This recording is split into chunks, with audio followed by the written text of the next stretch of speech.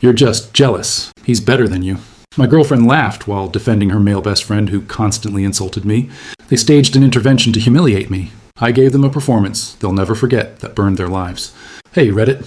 My girlfriend and her perfect best friend spent years treating me like I was the problem. So I said screw it. Exposed every dirty secret they were hiding and walked away. But that wasn't the end, not even close. Before we get there, let me start from the beginning. I'm Alan, 32, fairly normal, gainfully employed, and 3 years deep into a relationship with a woman named Lillian. We met the usual way. Mutual friends, too many drinks, a spark that turned into something real. Or at least I thought it was real. It took me far too long to notice that our relationship wasn't adduate. It was a trio. The third member was Oscar, Lillian's platonic soulmate, her best friend since college, and the self-appointed philosopher of our relationship. If I had $1 for every time, she said, Oscar thinks I could retire before 40. He had a comment on everything. The shirts I wore, the restaurants we chose, whether we should get a dog, even how often we should reassess our intimacy. It wasn't just unsolicited advice. It was a running commentary on my existence. And Lillian listened. Every time I disagreed with Oscar's opinions, she treated it like I was rejecting sacred scripture. He's just looking out for me, she'd say. You should appreciate that. Apparently, questioning why her best friend was critiquing the thread count of our bed sheets made me ungrateful. Oscar wasn't content to stay in the role of backseat driver. He'd appointed himself co-pilot, sliding insults under the radar disguised as concern. You're steady, Alan. Comfortable. Some people aim higher, but not everyone's wired that way. And Lillian, she repeated his lines like gospel. Oscar wasn't just part of our relationship. He was steering it. I told myself it wasn't worth a fight. I was building a life with Lillian, and Oscar was part of the package. But one night, stripped away the last of my patience. It was a Saturday, one of those evenings Lillian insisted I spend bonding with Oscar. We ended up at a bar he liked, the kind where every drink cost as much as a car payment. Oscar had been drinking since before I arrived, and by the third round, his filter was gone. You ever wonder what it's like to cheat and not get caught? He asked, grinning. It's a rush. Alice thinks I'm at a conference in Denver. I was actually in a hotel 2 blocks from here with Mia from the PR team. Before I could react, he was unlocking his phone and shoving it into my hand. Videos of Oscar kissing another woman half-dressed in a hotel room. Photos in bed, champagne glasses on a balcony. Evidence, not rumor. Now that's passion, he slurred. You wouldn't understand. You're not going to say anything, right? He asked suddenly, his drunk grin fading slightly. I mean, we're bros. What happens at the bar stays at the bar. I looked him dead in the eye. Of course not. I'm not going to say that was all he needed to hear. The grin came back wider than before. See, I knew you were cool. He fumbled with his phone. Here, I'm sending these to you. Don't show anyone, obviously, but you should see what a real affair looks like. Maybe it'll inspire you. He airdropped everything. Every video, every picture, every screenshot of him bragging about it to someone else. So, you can learn something, he said, laughing as the files transferred. He thought he was sharing a secret with a friend. What he was actually doing was handing me the detonator to his entire life. I should have deleted the files. Instead, I saved them. Every video, every picture, every detail, backed them up, encrypted them. For the first time since Oscar had inserted himself into my life, I wasn't angry. I was patient. People like Oscar think they're untouchable. They believe they can insult you in your own home, undermine your relationship, humiliate your existence, and walk away without consequence. But every man has a line, and Oscar had just crossed mine while handing me the detonator. I paid the tab, helped him into a cab, and said nothing. Lillian texted me later to ask if we had fun. I replied, of course we had. I wasn't sure when or how I'd use that, but I knew this much. One day, Oscar's arrogance would come back to bite him. And when that day came, I'd be ready to watch him choke on it. Oscar's arrogance didn't stop after that night at the bar. It grew. The more Lillian listened to him, the bolder he became. He stopped, hiding his contempt for meal together. If we talked about moving in together permanently, he'd casually suggest Lillian should think about whether this is really what she wants. If I mentioned saving for a trip, he'd say, you don't want to tie yourself down too early. Every comment was Asmal, calculated jab. One afternoon, heard keys in the lock. Oscar strolled in like he paid the rent, grabbed a drink from the fridge, stretched out on the couch. When did you get a key? Asked, he shrugged. Lillian gave it to him last year for emergencies. You don't mind, right? I minded, but he was already comfortable, and Lillian had clearly approved this without asking me. That night, I told her it needed toss-stop. I don't want him using the key anymore. She exploded. You're trying to control me. This is about your insecurity, not Oscar. If you trusted me, you wouldn't care. It's about boundaries, I said calmly. You're jealous because he's confident. Admit it. She stormed into the bedroom. I slept on the couch. A few days later, Lillian delivered the real blow. We're going to have a little get-together this weekend, she announced over breakfast. Just you, me, Oscar, and a few friends. I think it's time we talk about this jealousy issue properly. I stared at her. You're staging an intervention. It's not an intervention, she said, which of course meant it was. It's a conversation. Everyone will share their perspective. I think it'll help you understand how much you're hurting this relationship. I agreed. I even thanked her for organizing it. Inside, I was already planning how to make the most of what was coming. The conversation was scheduled for Saturday evening. By the time I arrived, Oscar was already there, leaning against the kitchen counter with a drink and the smug smile of someone who believed they were untouchable. 3 of Lillian's friends were seated in the living room. The atmosphere was tense, rehearsed, like they'd been prepped in advance. We started with polite small talk before Lillian clapped her hands and said, "Okay, let's talk about the elephant in the room." The next hour was an exercise in humiliation. One friend explained that trust is the foundation of every healthy relationship, and that my issues with Oscar were rooted in insecurity. Another said that I shouldn't try to change Lillian's friendships. A third suggested therapy for me, of course. Oscar waited until last. He stood up, holding his drink like he was about to deliver a TED Talk. "I've known Lillian for over a decade," he began. "We've always supported each other. Our friendship is built on honesty and loyalty. I would never come between her and someone she loves." He posed dramatically. "But love should be about trust, Alan. And if you can't trust her with me, maybe the problem isn't me." The applause from the others was silent, but it was there. Lillian beamed, glowing with satisfaction. Then she delivered the final punch. "Oscar has always been the most important person in my life." She stopped herself, caught the look on my face, and amended. "One of the most important people." I nodded, keeping my expression neutral. Inside, something clicked into place. This wasn't just about jealousy. This was about control, theirs, not mine. They wanted me to accept a dynamic where Oscar could treat me like an inconvenience in my own life, and Lillian would back him up every time. I apologized. I said I'd reflect on everything and try to do better. Lillian squeezed my hand, believing she'd won. Oscar gave me a self-satisfied nod, like a teacher pleased with a student's progress. Buddhas. I looked around that room at their smug faces, their certainty that they'd put me in my place. I realized something important. They just handed me exactly what I needed. They thought they'd broken me down. What they'd actually done was give me permission to go further than I ever planned to. That night, as we drove home, Lillian talked about how productive the conversation had been. I listened, nodded, and smiled. Outwardly, I was the picture of contrition. Inside, the plan was already forming. They wanted a performance. Fine, I'd give them one. But when the curtain fell, none of them would be applauding. 2 days later, over dinner, I told Lillian I wanted to fix things. Her eyes lit up immediately. "I want to clear the air with everyone," I said. "Maybe we could have a small dinner. Me, you, Oscar, and Alice," she practically glowed. "That's a great idea." It was all theater. I wasn't trying to fix anything. I was building a trap. While they thought I was preparing an apology, I was preparing evidence. By midweek, the plan was airtight. That's when Lillian started to unravel. She'd expected me to fight. Instead, I was calm, agreeable, almost cheerful. It freaked her out. She knew me well enough to recognize when something was wrong. Her paranoia boiled over. She checked my phone, scrolled through my emails, grilled me about coworkers. She made fake social media accounts to testify I'd flirt with strangers. She showed up at my office unannounced. Once she appeared crying in the parking lot. My manager saw her and asked if everything was okay. I said it was. It wasn't. I stopped reacting. Her accusations bounced off me. Meanwhile, the social circle around us started shrinking. Friends stopped texting. Even those who sympathized with Lillian seemed wary of how erratic she'd become. I let her believe things were improving. I nodded when she talked about healing Andra-building trust.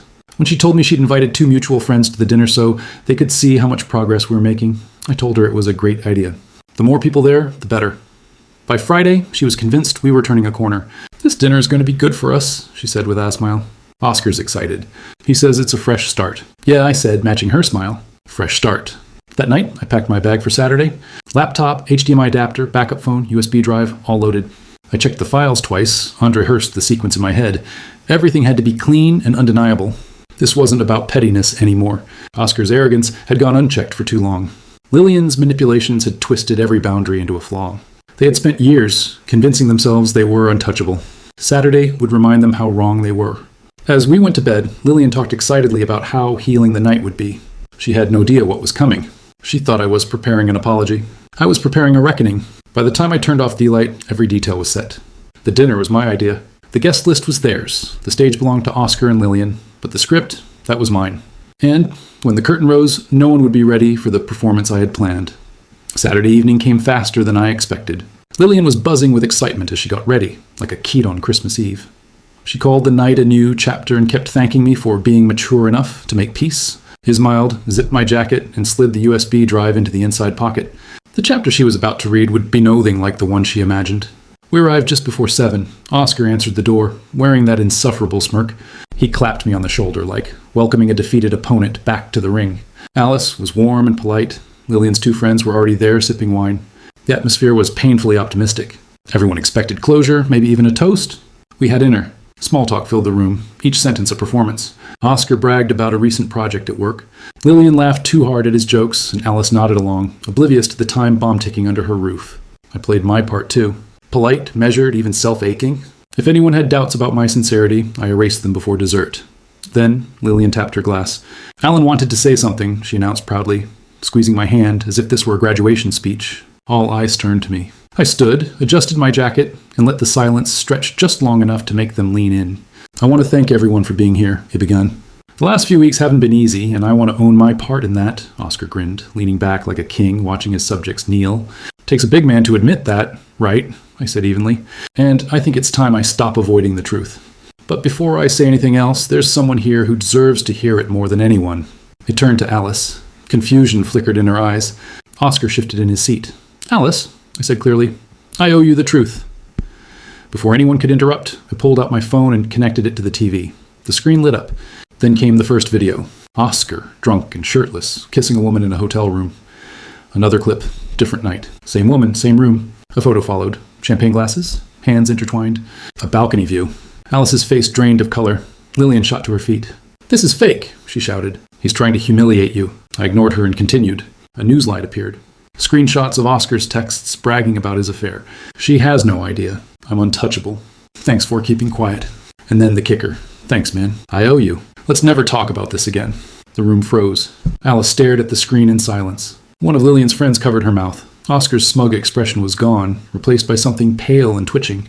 You son of a... Oscar shot up so fast his chair toppled over. He lunged across the room toward me, hands reaching for my phone. I saw it coming. Guys who lose their temper always telegraphed their moves. I sidestepped and he crashed into the chair I'd been sitting in. He caught himself on thedible swearing, then came at me again. This time I didn't move. I planted my feet and shoved him back hard. I stumbled, slammed into the edge of the dining table and knocked over 2 glasses. One shattered on the floor. Sit down, I said, voice calm but sharp. Oscar didn't listen. Rage twisted his face as he swung at me, a clumsy, furious punch. I blocked it with my forearm and drove my shoulder into his chest, pushing him back again. This time he crashed into the wall, gasping. Don't, I warned. Not here, not tonight. The room was chaos now. Lillian screaming for me to stop. One friend yelling for someone to call the police. Alice frozen and silent. Oscar tried to push forward again, but his movements were sloppy. I stepped aside and let him stumble past me, then shoved him down into the chair he'd knocked over moments earlier. This is what he does when he's cornered, I said, brushing my jacket straight. Blames someone else. Gets violent, tries to make the problem go away by force. But this time, Oscar, you're not walking away from it. Oscar's chest heaved. He looked less like Athret now and more like a man who just realized his entire life was on fire. Alice stood abruptly, tears streaking down her cheeks. She stared at the screen for another moment, then at Oscar. Really looked at him like she was seeing him for the first time. Without a word, she turned and walked upstairs. The bedroom door slammed so hard the walls shook. Then came the sound of drawers being yanked open, things hitting the floor. A muffled scream of rage from behind the closed door. Oscar's face went white. Alice, he started, moving toward the stairs. Don't, I said quietly. He stopped. Lillian was still screaming at me, but I wasn't listening. My eyes stayed on that closed bedroom door upstairs. Alice wasn't running. She was regrouping. And that was so much worse for Oscar than any tantrum could ever be. Lillian turned on me, voice shaking with fury. You're disgusting. You ruined lives tonight. No, I said, staring at her. Oscar did that. I just stopped helping him hide it. Oscar slumped in his chair, face buried in his hands. Lillian shouted something else. I didn't catch it. The room was too loud now, filled with yelling, accusations, panic. The friends who had come for a reconciliation were frozen in disbelief, unsure if they should stay or run. I looked around one final time. I think we're done here, I said. Thanks for dinner. I walked to the door as Lillian's voice cracked behind me. Oscar didn't move. Nobody followed. The night air outside was cold and still, a stark contrast to the chaos I'd left behind. I felt no satisfaction, no gloating, just a deep, steady calm. They'd invited me here, expecting a performance of regret. Instead, they'd witnessed a reckoning, one that left their carefully constructed lies shattered on the floor. And as I walked toward my car, the image of Oscar gasping against the wall replayed in my mind. It wasn't the fight I'd planned, but it proved what I'd always known. When the mask slips, the powerful always flail. And I had made sure everyone saw it happen. The morning after, the dinner was silent, the kind of silence that doesn't come from peace, but from something broken beyond repair. Lillian barely slept. She paced the apartment for hours, alternating between bursts of angry muttering and long stretches of blank staring at the floor. By sunrise, I knew a conversation was coming. She started before I'd even poured my coffee. "I hope you're proud of yourself," she said, standing in the kitchen doorway.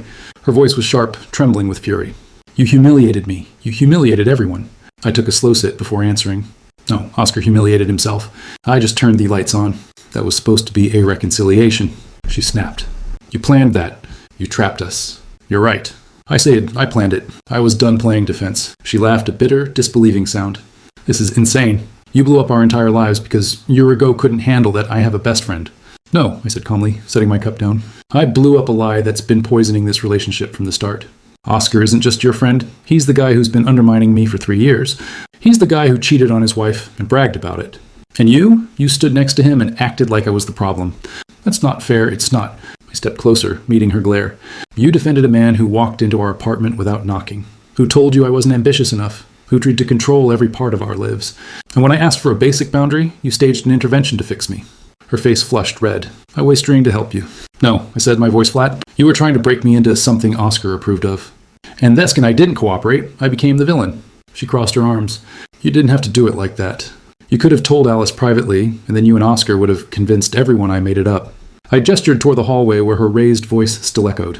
"You're proving my point right now." She went quiet for a moment, breathing hard, then shifted tactics. "We can fix this," she said softly. "We can move past it.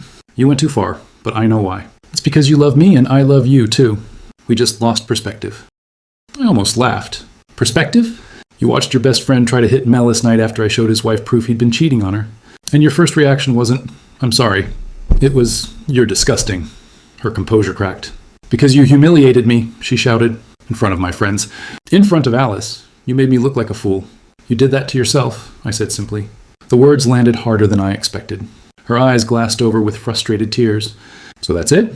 You're just walking away after everything?" "Yes," I said. "That's exactly what I'm doing." She stared at me like she hadn't heard me correctly. "You're ending this?"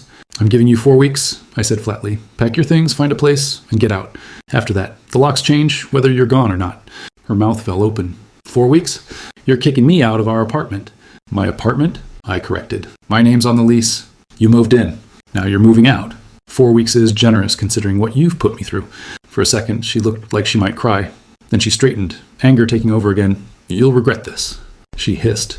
"You're throwing away the best thing you'll ever have." The conversation ended there. She slammed the bedroom door so hard a picture fell off the wall. I left for a drive, letting the cold air clear my head. When I came back, she'd started packing. It was early October when I gave her the deadline. The dinner had happened on the first Saturday of the month. By mid-October, barely 2 weeks later, I heard from a mutual friend that she'd been spotted with Oscar at a cafe. The days that followed were chaos in slow motion. Lillian didn't accept the breakup. Not really. She texted nonstop. First came the apologies, then the accusations. "You ruined everything. You embarrassed me. I hate you. I miss you. Please talk to me." The messages swung wildly between anger and desperation. I ignored them all. When texts didn't work, she showed up at my office with pastries and fake smiles. It told security she wasn't allowed up anymore. When that failed, she tried to weaponize pity, sending mutual friends-long messages about how I had snapped and gone too far. I replied to each with the video of Oscar and the text that followed. The messages stopped almost immediately. The smear campaign came next. She posted cryptic stories about narcissists and emotional abuse. Careful never to use my name, but obvious enough that people knew. I didn't respond. Screenshots circulated on their own, and her credibility eroded with each denial. Meanwhile, Oscar was in free fall. Word of the video spread fast. By the end of the week, half their social circle had seen it. At work, people whispered behind his back. Alice went silent, which was more telling than any statement. Silence meant preparation. Lawyers, bank accounts, evidence. Lillian's behavior grew erratic. One day, she was sobbing on the phone, promising therapy and change. The next, she was outside my building screaming that I'd ruined her life. Once she left a handwritten letter on my doorstep about how our love story isn't over. I shredded it without reading the second page. By the third week, the apartment was half empty, not because she was cooperating, but because she was too busy spiraling to pack properly. I stayed with a friend to avoid the late-night drama. When I returned, she'd left notes around the place, ranging from, "You'll regret this" to "We belong together," when they went straight into the trash. The night before her deadline, she made one last attempt. She showed up at my door, makeup streaked, eyes red. "Please," she whispered. "We can fix this. Don't throw us away." I looked her in the eye and spoke evenly. "I'm not throwing anything away, Lillian. It's already gone, and you were the one who burned it." She didn't answer. She just stared for a moment, then turned and walked down the hall. The next morning, she was gone. The keys were on the counter, the closet was empty, and the apartment was finally silent. 2 days later, I got an email from HR. Lillian had filed a complaint claiming I'd been emotionally abusive and exhibited troubling anger issues. The complaint included vague accusations about my tone during arguments and a claim that I'd made her feel unsafe. I met with HR that afternoon. I brought my phone. I showed them the texts, her erratic messages, her threats, her showing up at my office unannounced multiple times. I explained the breakup, the intervention, the dinner. I kept it factual. The HR rep took notes, thanked me for my cooperation, and closed the meeting. A week later, I got an email. After reviewing the submitted information, we've determined no policy violations occurred. This matter is closed. Lillian's final attempt at control had failed, just like everything else. It wasn't peace, not yet. But it was the first real step toward it. And as for Oscar and Alice, the reckoning that had started in that living room was about to get much worse. It didn't take long for Lillian and Oscar to find each other again. Two people with the same bruised egos and matching grudges will always orbit back toward each other. Within 2 weeks of the dinner, a mutual friend sent me a photo of them sitting at a cafe, faces tense and shoulders close. The caption underneath said it all. They deserve each other. By the time Lillian's move-out deadline hit at the end of October, they were already living together. It was almost poetic. The two people who had spent years trying to control me, now trying to build a life out of the wreckage they'd created. They posted a photo of their new apartment on social media with matching mugs and a caption about new beginnings. I didn't react. I knew better. At first, they tried rewriting history. In their version, I had snapped from jealousy and faked evidence to ruin their friendship. Oscar insisted the videos were taken out of context. Lillian claimed I had hacked his phone. It was pointless. The proof was out there and people weren't stupid. The harder they denied, the more desperate they looked. Oscar's real punishment came from Alice. She moved quietly but fast. With the evidence stacked against him, the divorce was swift and decisive. She got the house, a significant portion of his savings, and in a final brutal detail, custody of their cat. Oscar was left renting Asmall overpriced apartment on the edge of town, juggling alimony payments and legal fees. The man who used to brag about being untouchable was now comparing grocery prices and calculating if he could afford takeout. His career wasn't spared either. His company reassigned him to a background role toward his client exposure, which was corporate speak for "we don't want your face near our brand." Invitations to industry events stopped coming. Colleagues stopped lingering around his desk. He started working from home more often, not because he wanted to, but because the office had become hostile territory. Lillian's downfall wasn't as dramatic, but it was just as steady. Her long rants online about healing from narcissistic abuse backfired. Potential employers saw the mess and quietly passed on hiring her. She eventually landed a junior PR role, a steep fall from the position she used to brag about aiming for. The job barely covered her share of rent, and the resentment started building. Their social circle collapsed around them. Friends stopped inviting them to dinners. The people who once called their friendship inspirational now avoided their names altogether. Event the ones who stayed in contact kept their distance, tired of the constant drama. It turns out that when you build your identity on judgment and arrogance, people aren't eager to stick around when you're exposed. The fight started soon after they moved in. At first they were small, arguments over chores, groceries, and late-night phone calls. Then they got louder. Neighbors started hearing shouting through the walls. One of them told a mutual friend about a night when the police were called after an argument spilled into the hallway.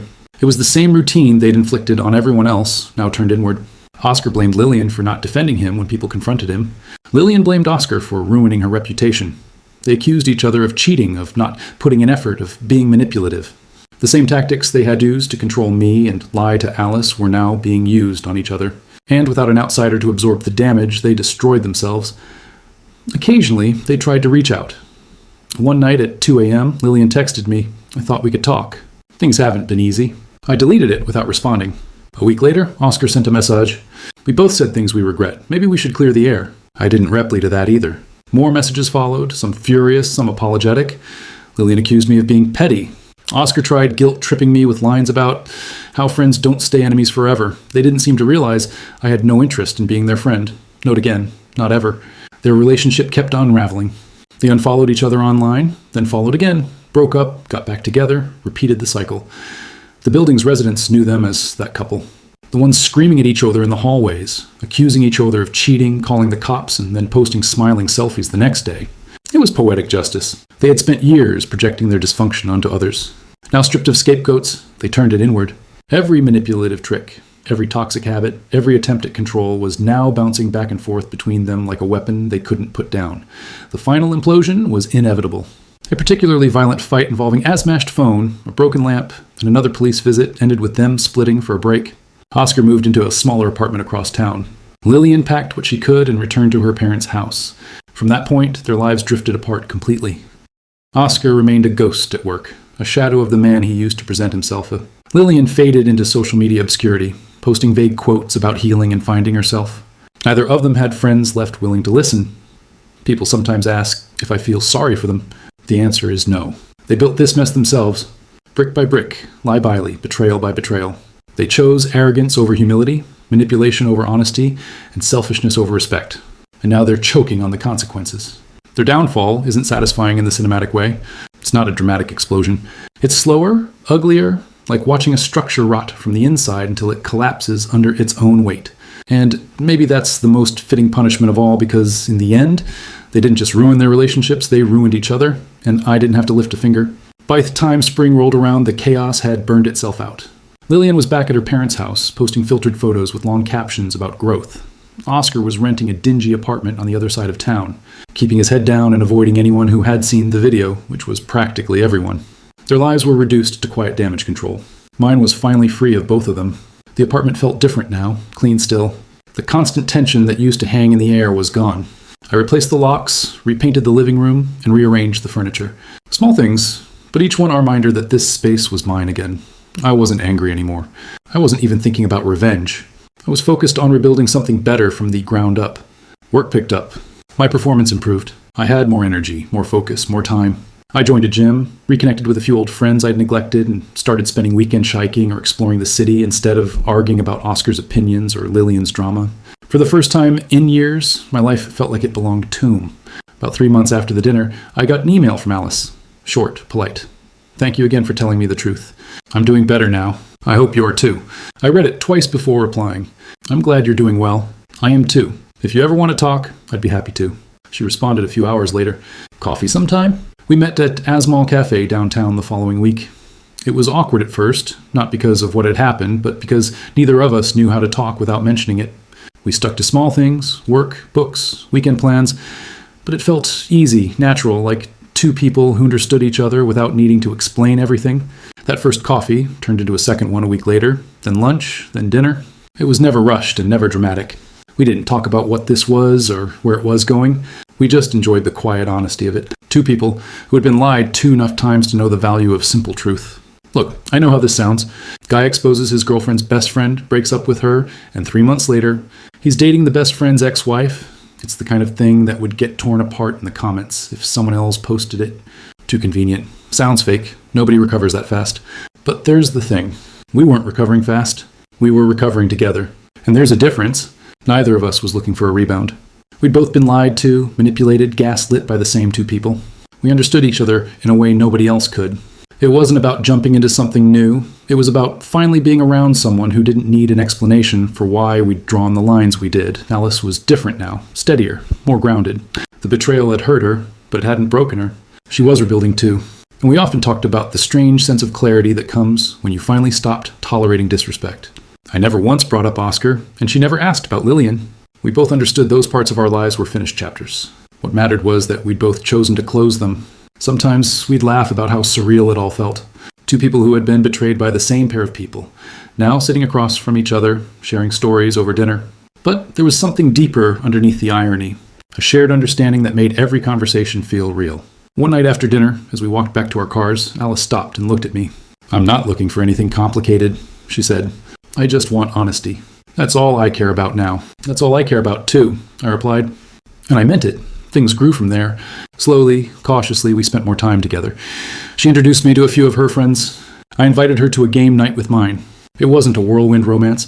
It was something steadier, built on mutual respect, shared experiences, and an unspoken promise to never repeat the mistakes that had scarred us both. I don't know what the future holds for us. Maybe it turns into something serious.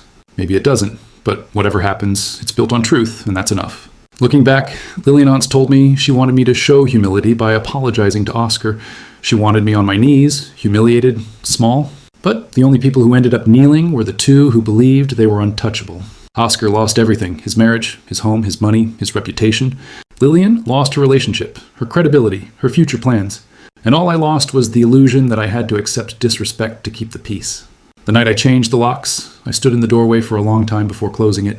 The apartment was empty and silent, but it wasn't loneliness. I felt it was peace, real peace. The kind that comes only after you've torn something rotten out of your life and left space for something new to grow.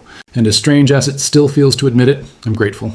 Not for the betrayal, but for the clarity it forced on me. Because without it, I might never have drawn the line. And without drawing the line, I might never have discovered what life could look like on the other side of it. Whatever happens next, it'll be honest, it'll be real. And it will never again include people who confuse love with control. YouTube just dropped this new hype feature. If you're hooked on this story, smash that hype button. It tells YouTube, this video deserves to blow up, and it keeps even crazier stories coming your